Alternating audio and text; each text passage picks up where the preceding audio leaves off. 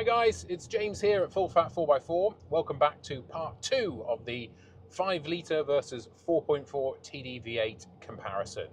So I'm going to start today with a statement: the 4.4 TDV8 is the better engine and ULEZ doesn't matter. Stay tuned to find out why.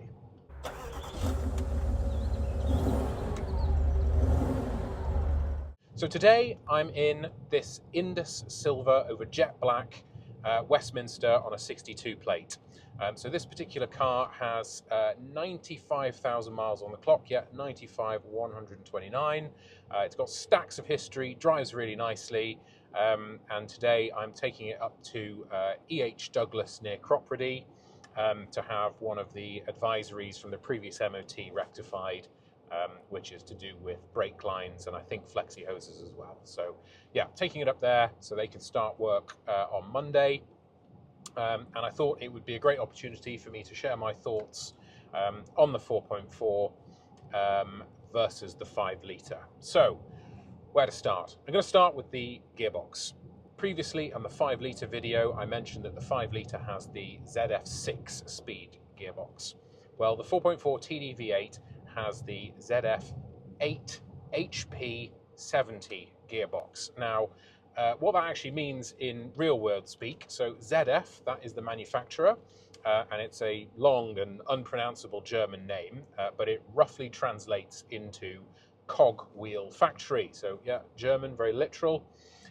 The HP means that it's a hydraulic converter with a planetary gear set. And then 70 means that it's rated for 700 Newton meters of torque.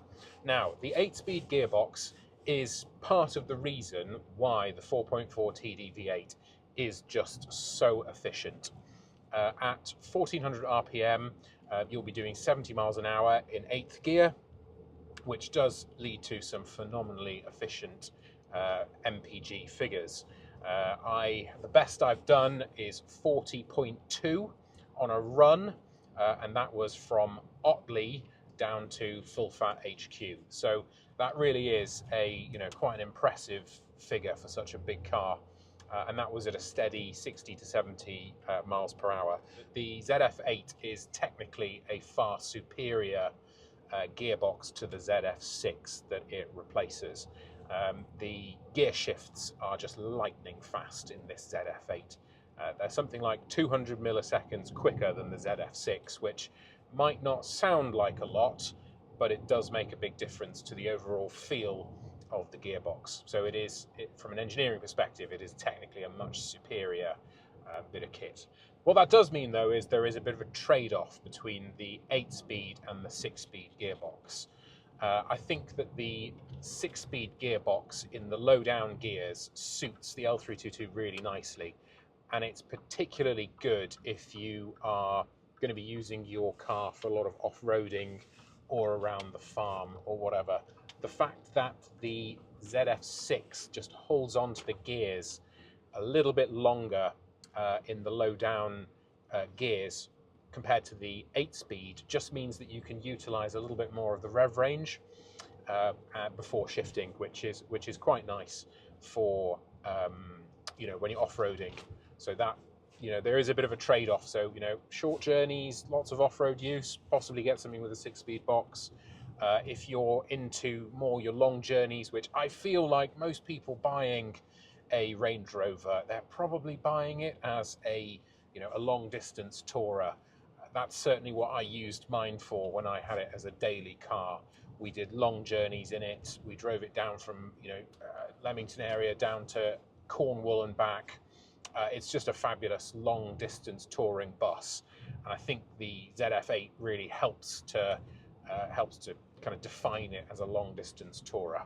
What about the actual engine itself? Well, one of the things that I just love about the 4.4 is that I feel like it has a real sense of drama and urgency, and I love how I kind of feel a bit like it's a gentleman in a bowler's hat, and he starts his day off being a bit late and feeling a bit lazy, bit late, and he will basically realize he's late, and then all of a sudden he'll just sort of trigger this incredible industrial effort to get going.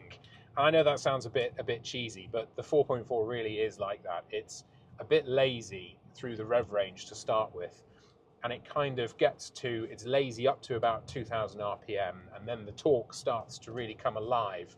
And then you get to 2500 RPM, which is when the secondary turbo comes in, and that just brings you this fabulous boost of power.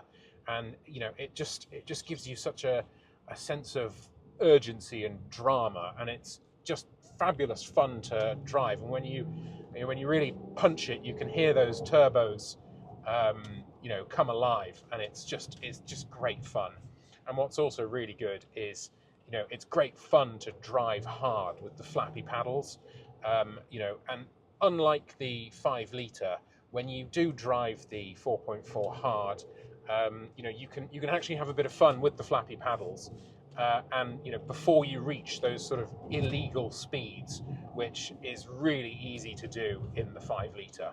So yeah, I think it's in terms of the character of the 4.4, it's full of character. And yes, the 5 litre has character as well. Obviously, it's a big petrol V8, but I think do not underestimate the amount of character that the 4.4 has.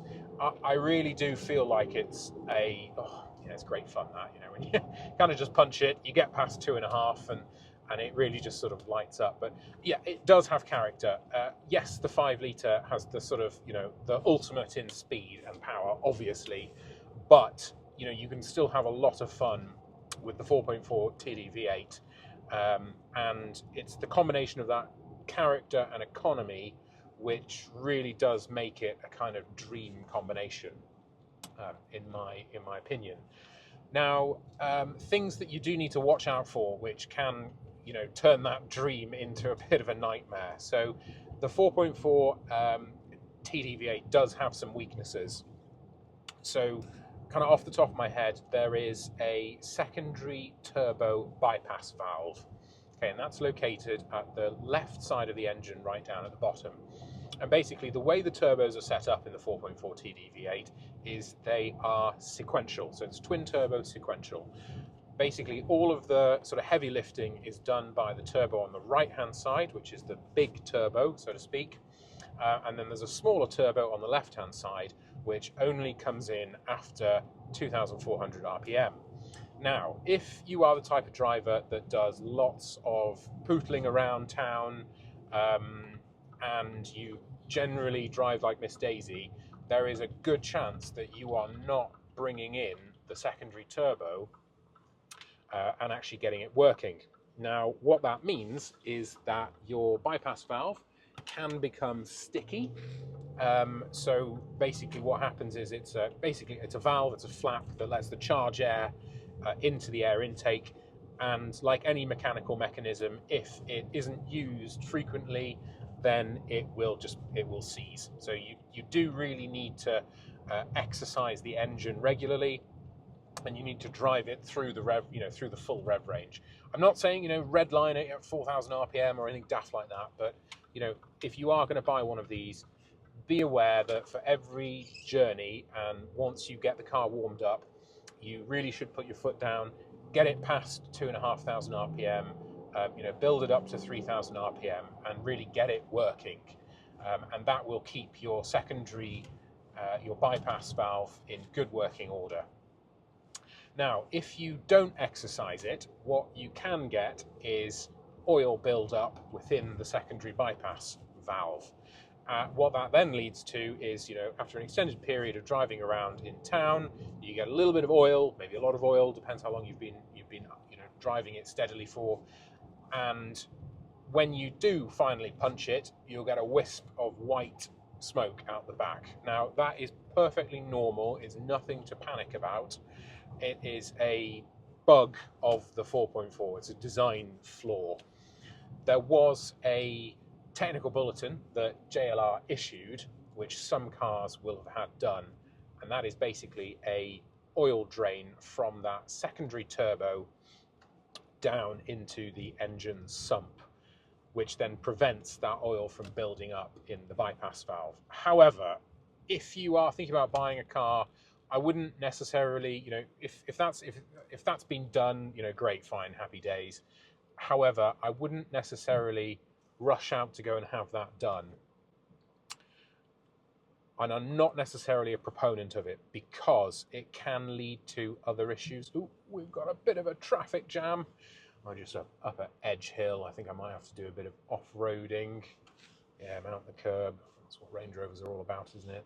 Curb crawling. This is possibly the world's most painful traffic jam up at Edge Hill. I do sometimes wonder how people get a driving license. Just phenomenal incompetence. I mean, I don't want to sound like a backseat driver, but I could literally get a 747 through the gap that that person has been faffing around with. And in fact, not only a 747, I mean, I've got the Range Rover through. They were only in a Fiat 500. Outrageous. Right, where were we? The turbo drain modification. I'm not a big proponent of this modification.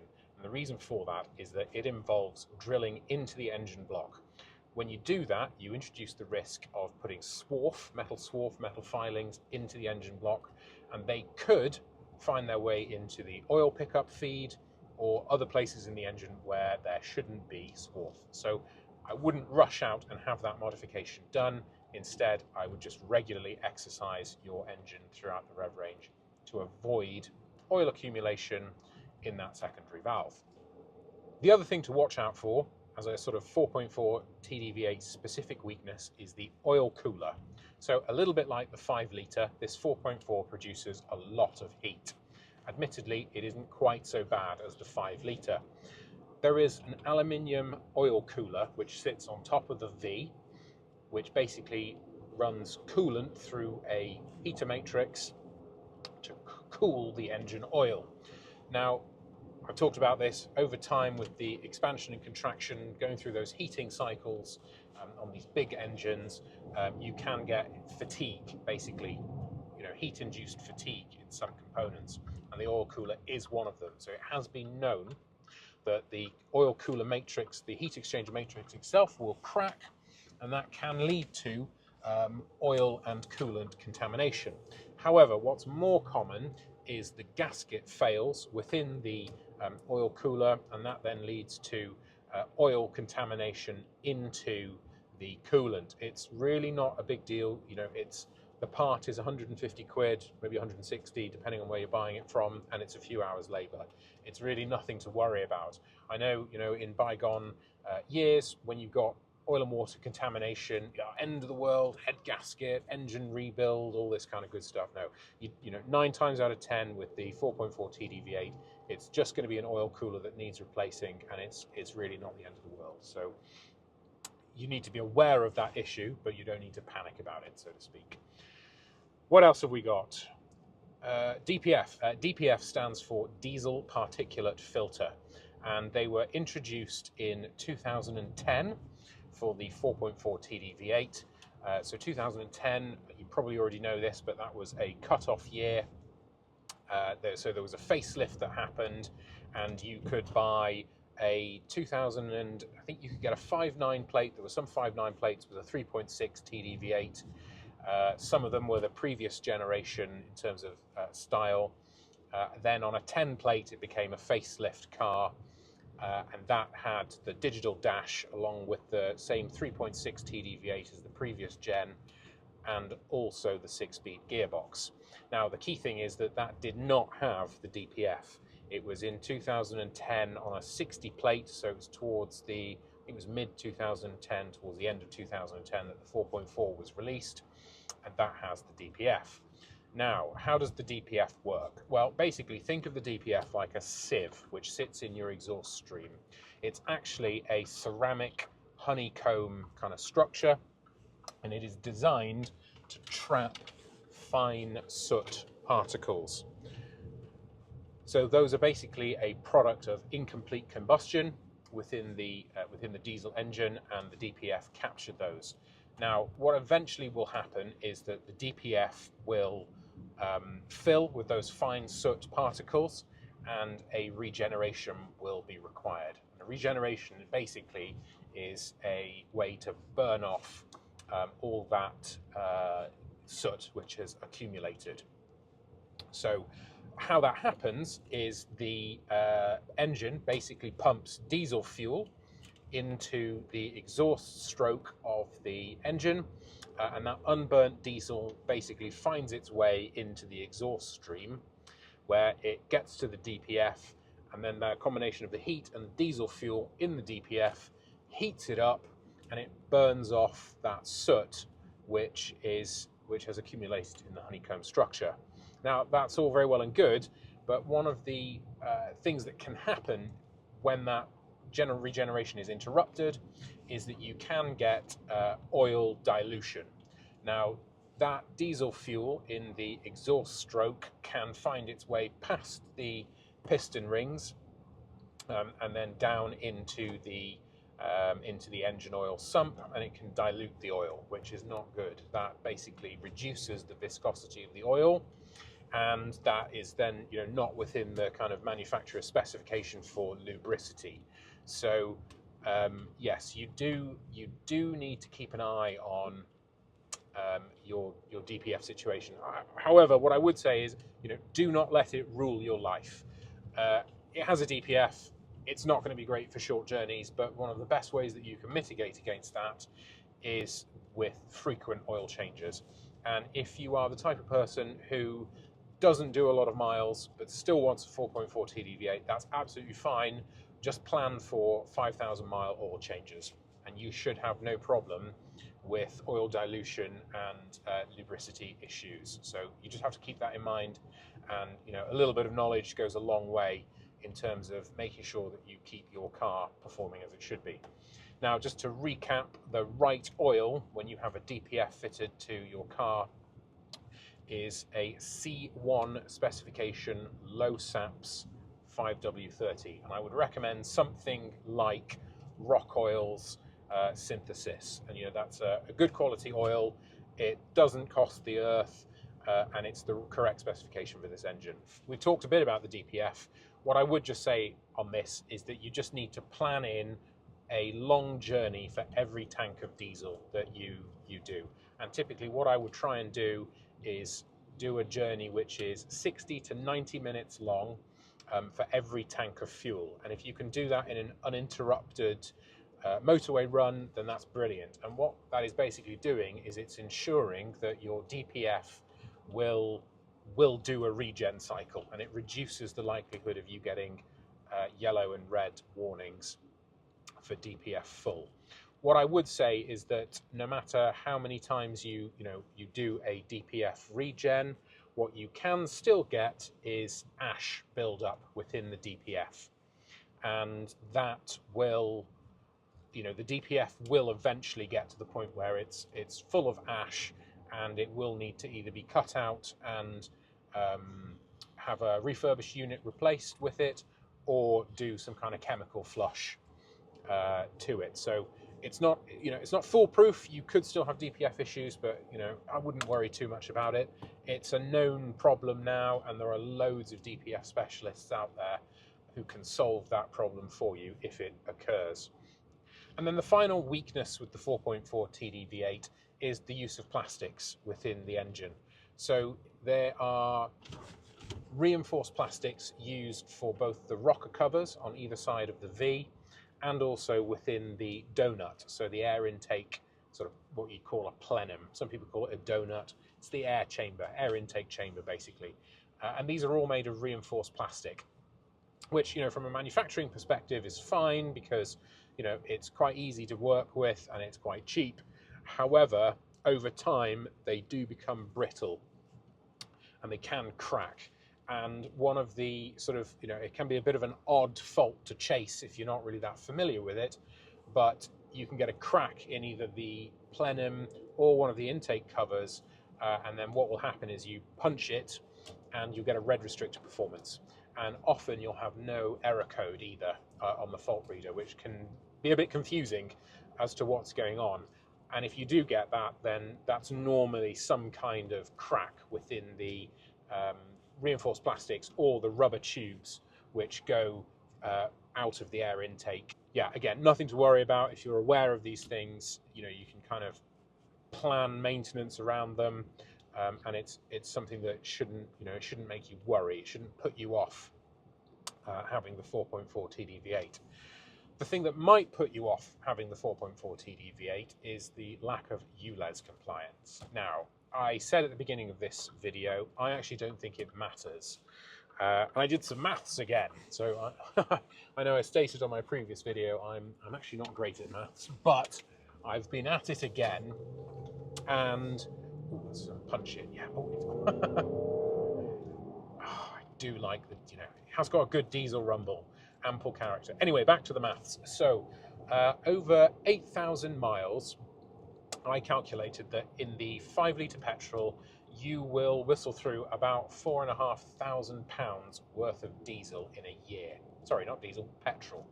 £4,500 worth of petrol in that 5-litre supercharger to cover 8,000 miles. Now, to cover the same 8,000 miles in the 4.4 TDV8 will cost you £3,000. So there is a £1,500 difference in the price of your fuel between the 4.4 and the 5-litre, and I'm basing that on an average of 18 with the 5-litre, 18 mpg, and 28 mpg on the diesel. So it's a big difference, £1,500, big difference. And again, doing some ropey maths, I've calculated that you would have to enter the ULEZ zone 115 times in the year just to break even in terms of the difference between the cost of the petrol and the diesel. So by that metric, I actually think that the ULEZ scheme, it shouldn't put you off. It shouldn't put you off buying the 4.4 TDV8. Assuming that is, you're not buying it to crawl around with inside the M25. If you're buying it as it was designed, a long distance tourer, I think the 4.4 is the one to have.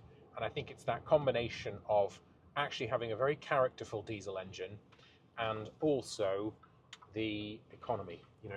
30 mpg is pretty normal. It's pretty common on a run, and that actually does make it quite palatable to live with. It's not a difficult car to live with, and it's not going to be yes, it's okay. It's expensive. We're not talking Ford Fiesta money here, but it's not going to be financially ruinous. And that, for me, along with the amount of knowledge about the 4.4 TDV8, both on the forums, there's the Full Fat Range Rover forum, which is just stuffed full of Land Rover anoraks like myself, who've experienced all the problems that there are to experience with the 4.4 TDV8. And there's so much knowledge within the UK on the 4.4 TDV8. There's ample parts that are available, both from breakers and also new, both genuine and pattern for the 4.4 TDV8.